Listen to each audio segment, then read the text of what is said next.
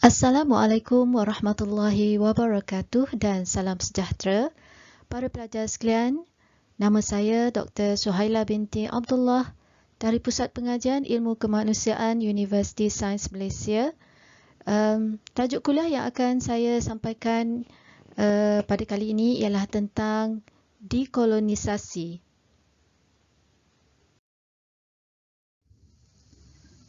Sebelum kita meneruskan perbincangan tentang dekolonisasi, kita perlulah memahami dahulu tentang istilah kolonisasi. Apakah yang dimaksudkan dengan istilah kolonisasi? Kolonisasi bermaksud penjajahan. Jadi ia merujuk kepada proses, tindakan atau perbuatan menjadikan sesuatu tempat, wilayah atau negara sebagai koloni. Istilah koloni pula merujuk kepada negeri atau wilayah yang diperintah oleh bangsa lain atau dalam kata lain, tanah jajahan. Walau bagaimanapun, penjajahan yang dimaksudkan bukanlah sekadar penjajahan negara sahaja. Kita tahu apabila sesebuah masyarakat dijajah negaranya, biasanya segala urusan negara tersebut adalah tertakluk kepada kuasa dan pengaruh pihak penjajah. Sama ada dari aspek fizikal, material, bahasa, begitu juga dengan nilai, pemikiran dan juga intelektual.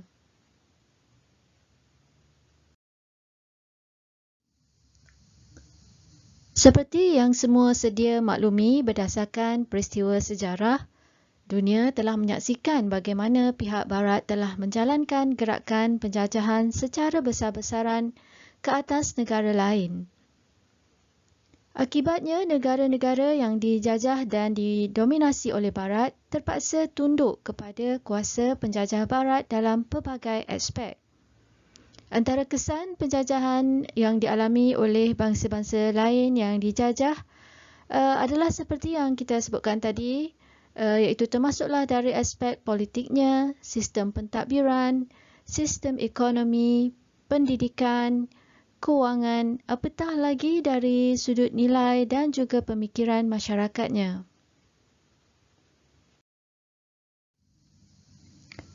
Jelasnya, Barat adalah satu kuasa penjajah yang banyak menjalankan kegiatan penjajahan ke atas negara-negara lain dan telah mempengaruhi sejarah dunia pada beberapa abad. Tamadun Barat juga telah melalui satu proses modernisasi yang pesat hingga mempengaruhi proses modernisasi di seluruh dunia, termasuk juga di bahagian bukan Barat, iaitu termasuklah kepada masyarakat Timur atau masyarakat Asia.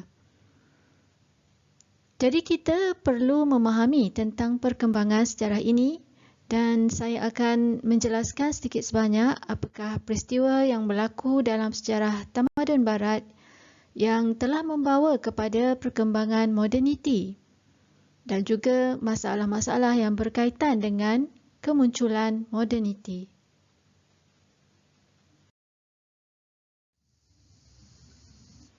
Kegemilangan peradaban Barat kontemporari merujuk kepada satu konsep penting iaitu konsep moden yang mendapat tempat dan diterima sebagai keseluruhan cara hidup masa kini. Asasnya dikatakan bermula pada abad ke-15 lagi, tetapi ideanya hanya benar-benar berkembang pada abad ke-18. Sementara pada abad ke-19 pula, imej moderniti menjadi sinonim dengan ekonomi perindustrian, masyarakat yang besar dan perubahan budaya.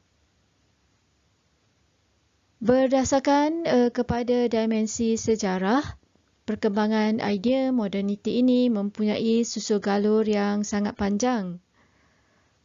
Konsep moderniti mendukung prinsip-prinsip seperti rasionalisme, sekularisme dan liberalisme dalam menjadikannya sebagai satu konsep yang bersifat universal. Pendekatan sains moden dianggap serasi bagi memenuhi tuntutan konsep kemajuan moden kerana berjaya meningkatkan kehendak nafsu fizikal manusia pada tahap yang optimum. Dalam hal ini kita boleh merujuk kepada pandangan seorang sarjana, Alain Turing, yang merumuskan moditi sebagai menjadikan sains lebih berkuasa daripada Tuhan dan pemusatan kuasa adalah tertumpu kepada manusia dengan menurunkan kepercayaan terhadap agama dalam kehidupan mereka.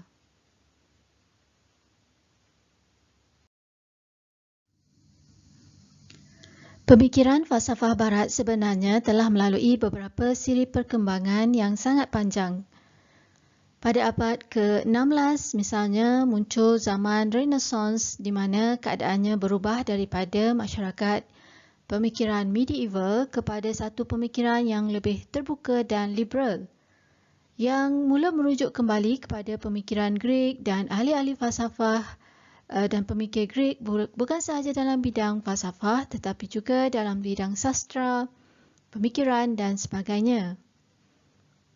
Zaman Renaissance biasanya dianggap sebagai zaman kebangkitan semula dari segi ilmu. Ia bermula di Itali, kemudian merebak ke bahagian Eropah yang lain. Tempoh ini juga dikatakan sebagai bermulanya proses sekularisasi di Barat. Kemudian pada abad ke-17 pula timbul revolusi saintifik, iaitu satu revolusi yang membawa kepada kemajuan pesat dalam bidang sains dan menjadi asas kepada sains moden hari ini. Jadi situasi ini merupakan satu penambahan kekuasaan Barat kerana ia melahirkan asas bagi pembinaan ilmu sains yang terus berkembang sehingga kini. Seterusnya pada abad ke-18 pula terdapat satu lagi perkembangan sejarah yang begitu berpengaruh dan mempunyai kesan yang agak mendalam di dalam perkembangan ekonomi dunia, iaitu munculnya revolusi industri di Britain. Revolusi industri ini telah merebak ke negara-negara lain di Eropah seperti ke Perancis, Jerman, Belanda dan lain-lain. Pada abad ke-18 juga terdapat revolusi pemikiran melalui gerakan Enlightenment di Eropah, di mana ahli-ahli falsafah seperti Immanuel Kant, John Locke dan David Hume telah menyumbang idea-idea mereka ke arah pemikiran berbentuk rasional yang hanya bergantung kepada akal dan kajian saintifik. Penggunaan reason atau akal rasional dalam pembangunan ilmu sains dan teknologi dipercayai oleh ahli-ahli falsafah Barat sebagai berupaya membangunkan masyarakat Eropah kepada satu zaman yang lebih gemilang. Falsafah yang hanya bersandarkan kepada akal ini telah membawa pembaharuan di dalam orientasi pemikiran masyarakat Barat ke arah pemikiran yang sekular, yang mementingkan perkembangan sains dan teknologi tetapi menolak peranan agama dan wahyu.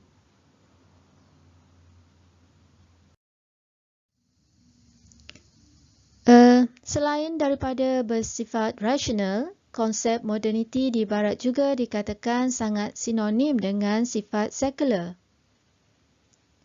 Walaupun dikatakan benih-benih sekularisme mula bercambah pada zaman Renaissance dan ia semakin agresif pada zaman pencerahan atau Enlightenment pada abad ke-18. Golongan intelektual Barat pada zaman pencerahan telah secara terang-terangan menolak agama. Antaranya seperti tokoh yang bernama Voltaire. Beliau dikatakan bersifat skeptis terhadap agama dan membuat serangan terhadap gereja bagi menggoncangkan sikap Ortodoks Kristian pada zamannya. Berteraskan ilmu atau persepsi yang bersifat rasional dan sekular inilah moderniti beroperasi dalam kalangan masyarakat Barat. Aliran pemikiran moden dalam sejarah moderniti tidak hanya menghidupkan sifat rasional dan sekular, tetapi juga telah menerbitkan arus pemikiran liberal. Jadi pemikiran liberal merupakan satu bentuk pemikiran yang bertujuan untuk meningkatkan kebebasan terhadap individu. Pemikiran liberal dalam moderniti adalah sangat berkait rapat dengan peranan golongan humanis pada zaman Renaissance. Pembebasan daripada ikatan agama dan tradisi merupakan antara perkara yang diutamakan oleh para pemikir moden dalam kegiatan ilmiah mereka pada waktu tersebut. Arus pemikiran liberal ini telah menjadi sebahagian daripada ciri moderniti apabila ia diterima pakai sebagai antara kaedah berfikir bagi masyarakat moden di Eropah. Kaedah berfikir secara liberal dalam moderniti ini telah melahirkan manusia yang bersifat individualistik, berfikiran bebas, sekular dan rasional.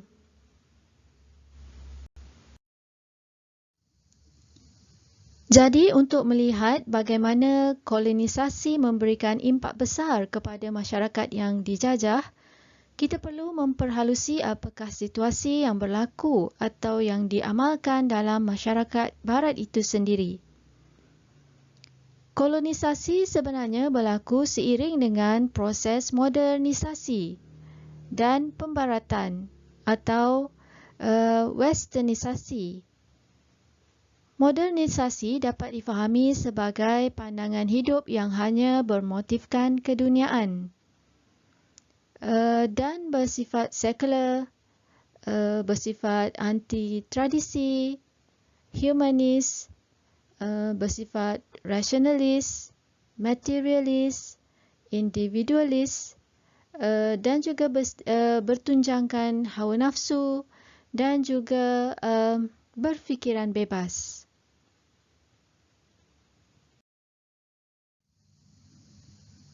Sekularisme pula merupakan satu gagasan falsafah yang memiliki pandangan alam yang mengeluarkan atau mengasingkan makna rohaniah daripada kesedaran manusia dalam alam tabi'i.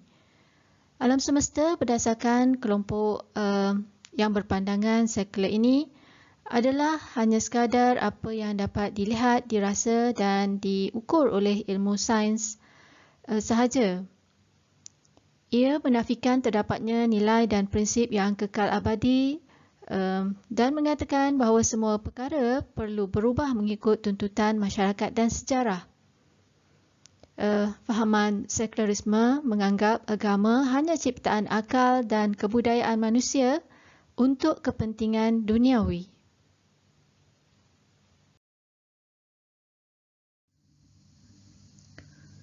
Mungkin ada yang bertanya, kenapa kita perlu membebaskan diri melalui gerakan dekolonisasi?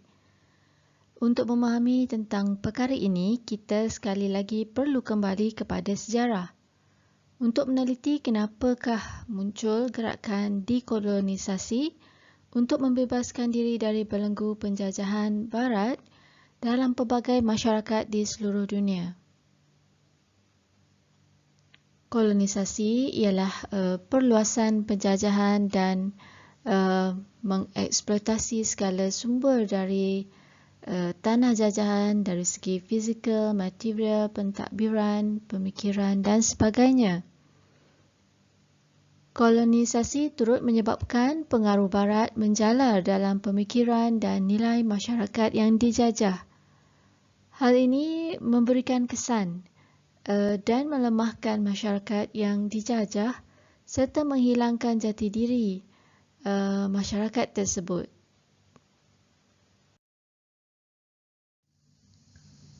Sehubungan dengan itu, istilah dekolonisasi secara umumnya dapat difahami sebagai proses membebaskan sesuatu wilayah daripada kuasa penjajah atau penyah jajahan.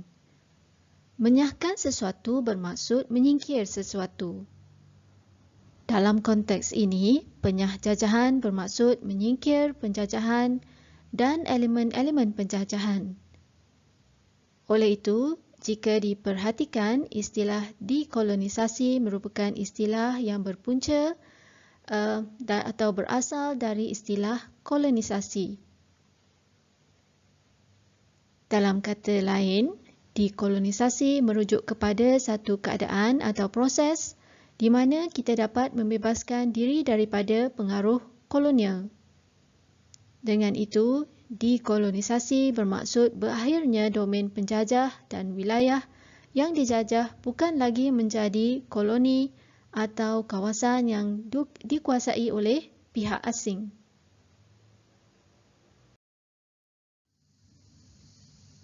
Perkembangan gerakan dekolonisasi sebenarnya berlaku di seluruh pelosok dunia. Ia dapat dibahagikan kepada 3 peringkat, iaitu yang pertama, dekolonisasi dunia baru, iaitu penentangan penduduk di Amerika Utara semasa penjajahan British. Hasil daripada gerakan tersebut, maka terbentuklah negara Amerika Syarikat pada tahun 1176. Selain itu, pemberontakan hamba pada tahun 1791 di Saint Dominic menyebabkan pembentukan Haiti sebagai sebuah negara merdeka pada tahun 1804 Masihi. Selain daripada perjuangan menentang penjajah British, terdapat beberapa gerakan perjuangan kemerdekaan melawan penjajahan Sepanyol dan Portugis. Antaranya ialah kemerdekaan Brazil dari penjajahan Portugis pada tahun 1822. Yang kedua ialah dekolonisasi dunia lama. Gerakan dekolonisasi pada era ini adalah berikutan Perang Dunia Pertama dari tahun 1914 hingga 1918. Peristiwa ini menyaksikan kejatuhan Rusia pada tahun 1917. Keadaan ini membuka peluang kepada kejayaan gerakan Revolusi Bolshevik yang berjaya membentuk kerajaan USSR atau Union of Soviet Socialist Republics pada tahun 1922. Di samping itu, kejatuhan Empayar Turki Uthmaniyah pada tahun 1922 juga menyebabkan tanah jajahannya iaitu Romania dan Bulgaria memperolehi kemerdekaan. Yang ketiga ialah dekolonisasi dunia ketiga yang berlaku selepas berakhirnya Perang Dunia Kedua, iaitu sekitar tahun 1940-an. Pada era tersebut, negara-negara yang dijajah oleh British seperti India, Pakistan, Sri Lanka, Burma dan Filipina telah memperolehi kemerdekaan. Sementara itu, negara-negara di Timur Tengah seperti Syria, Palestin, Jordan dan Lebanon pula berjaya membebaskan diri daripada penjajah British dan juga Perancis. Pada sekitar tahun 1950-an sehingga tahun 1960-an, penjajahan Eropah telah berakhir di negeri-negeri atau di negara-negara di Asia, begitu juga di Afrika Utara dan sebahagian kepulauan Caribbean. Seterusnya ialah kejatuhan blok komunis, Kesatuan Soviet pada tahun 1990.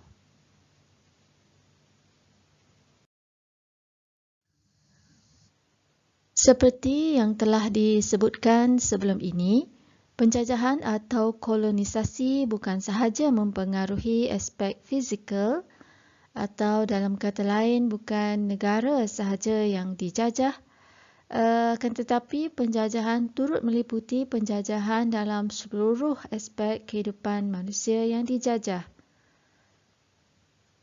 Situasi ini termasuklah penjajahan dari sudut pemikiran, nilai, budaya dan cara hidup masyarakat tempatan. Oleh sebab itu, usaha untuk menyahjajahkan unsur-unsur penjajah dalam sesebuah masyarakat memerlukan pendekatan yang menyeluruh. Dalam usaha ini, perkara pertama yang mesti dilaksanakan ialah pembebasan minda yang telah terjajah supaya bebas daripada belenggu pemikiran ala penjajah. Ini termasuklah pemikiran yang selalu menganggap apa sahaja berunsurkan penjajah adalah lebih hebat dan mengagumkan. Manakala nilai dan ilmu tempatan dianggap remeh dan tidak bernilai. Inilah antara bentuk pemikiran yang disebut sebagai minda terjajah dalam kalangan masyarakat bukan Barat. Dan perkara inilah yang penting untuk diselesaikan terlebih dahulu sebelum usaha penyahjajahan atau dekolonisasi dilaksanakan dalam aspek-aspek yang lain.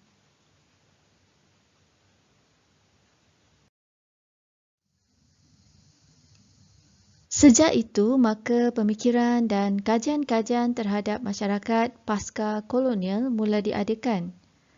Antara isu yang dibincangkan ialah tentang dekolonisasi masyarakat daripada pemikiran Barat dan juga daripada kerangka epistemologi Barat.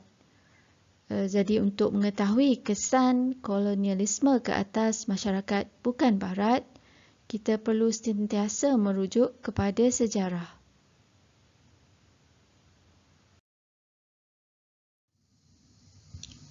Antaranya, kita boleh meneliti perkembangan sejarah di negara kita sendiri semasa dijajah oleh kuasa Barat seperti Portugis, Belanda dan British. Masyarakat di Tanah Melayu telah berjuang dan berjihad memerangi penjajah. Malah kemerdekaan yang kita kecapi pada hari ini adalah hasil daripada perjuangan tokoh-tokoh pahlawan bangsa kita yang menggadaikan nyawa mereka dalam mempertahankan kedaulatan dan kebebasan negara dari belenggu kolonisasi oleh kuasa penjajah Barat. Anda, para pelajar sekalian, boleh menyemak kembali buku-buku sejarah yang memaparkan usaha pahlawan tanah air sejak zaman Kesultanan Melayu Melaka lagi yang berusaha mempertahankan negara dari serangan penjajah Portugis dan Belanda. Begitu juga para pahlawan seperti Mat Kilau, Tok Canggut, Datuk Pahaman, Datuk Maharaja Lela, Abdul Rahman Limbung, Tok Gajah, Toku Paloh dan lain-lain yang berusaha melawan penjajah British. Demikianlah kita melihat bagaimana masyarakat di alam Melayu dan juga di seluruh dunia berjuang mempertahankan negara mereka dari belenggu penjajahan Barat melalui gerakan dekolonisasi.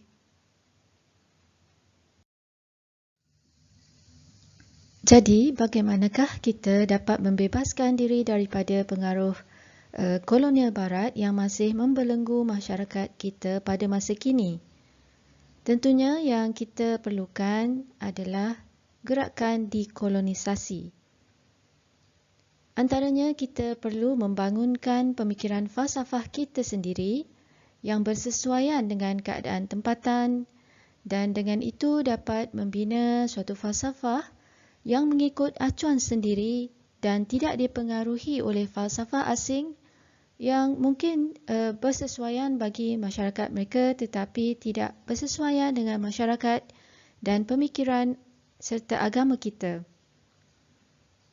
Kita perlulah bersungguh-sungguh dalam membebaskan diri daripada pengaruh pemikiran kolonial yang tidak mengambil kira tentang falsafah-falsafah lain selain daripada falsafah Barat.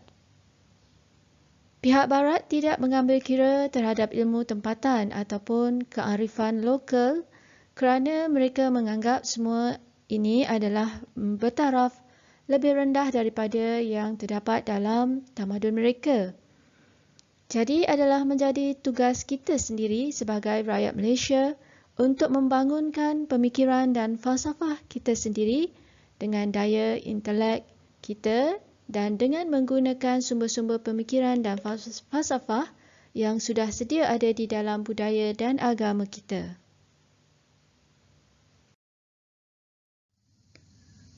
Usaha melakukan dekolonisasi atau penjajah ini memberikan beberapa kesan kepada kehidupan manusia.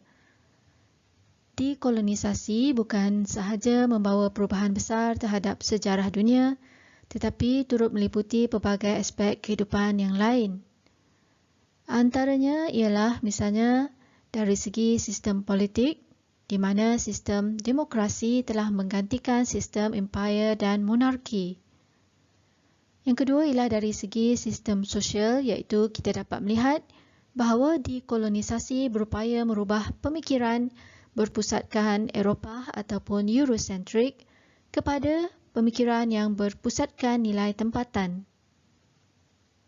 Manakala dari segi sistem ekonomi pula, sistem ekonomi secara umumnya masih lagi terkesan dengan kolonialisme bentuk baru, iaitu globalisasi dan sistem perdagangan bebas Eropah ataupun Barat ke seluruh dunia, iaitu sistem ekonomi kapitalis dan perdagangan terbuka yang semakin berkembang di negara-negara pembangun dan juga dunia ketiga. Seterusnya ialah sistem pendidikan, yang mana kita dapat memperhatikan bahawa sistem pendidikan adalah bidang yang paling terkesan dengan kolonisasi. Walaupun usaha untuk dekolonisasi telah lama dilaksanakan, akan tetapi sistem pendidikan di kebanyakan negara masih lagi sebahagiannya berkiblatkan kerangka barat. Walau bagaimanapun, kesedaran dalam kalangan masyarakat semakin meningkat bahawa matlamat sistem pendidikan barat bukanlah untuk melahirkan insan, akan tetapi menghasilkan manusia tanpa roh untuk keuntungan ekonomi kapitalis semata-mata. Justru itu terdapat usaha untuk mengembalikan sistem pendidikan berdasarkan epistemologi bertuhan, khususnya menerusi gerakan integrasi dan islamisasi ilmu pengetahuan bagi masyarakat Islam dan gerakan ilmu berteraskan nilai etika masing-masing dalam kalangan masyarakat-masyarakat lain.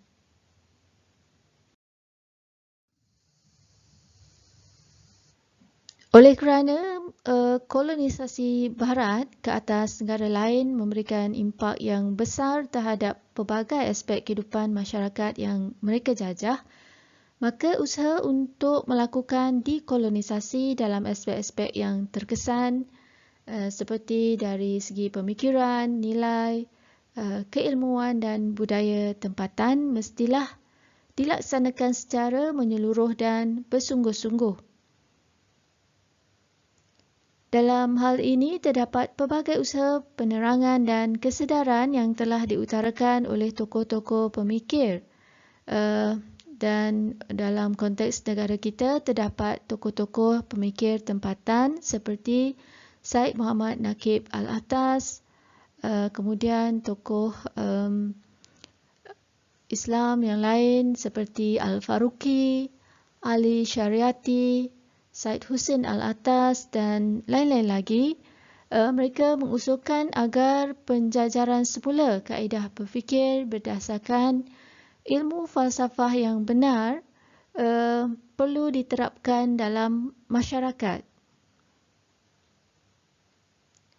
Berdasarkan situasi semasa, misalnya dalam sistem pendidikan, para pelajar diajar tentang teori ahli falsafah barat seperti Roger Bacon dan juga René Descartes.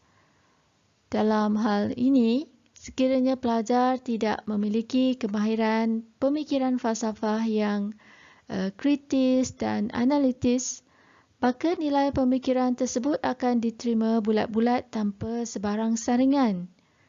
Oleh sebab itulah, dekolonisasi pemikiran dan intelektual penting agar kemahiran berfikir secara falsafah yang benar dapat dibentuk, khususnya dalam komuniti akademik dan juga dalam kalangan para pelajar, khususnya di institusi pengajian tinggi.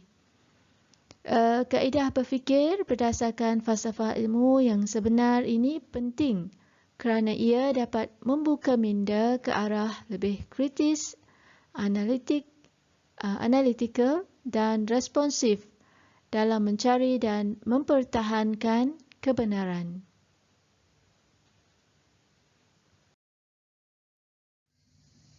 Sekadar itu perbincangan kita untuk kuliah kali ini. Sekian, terima kasih.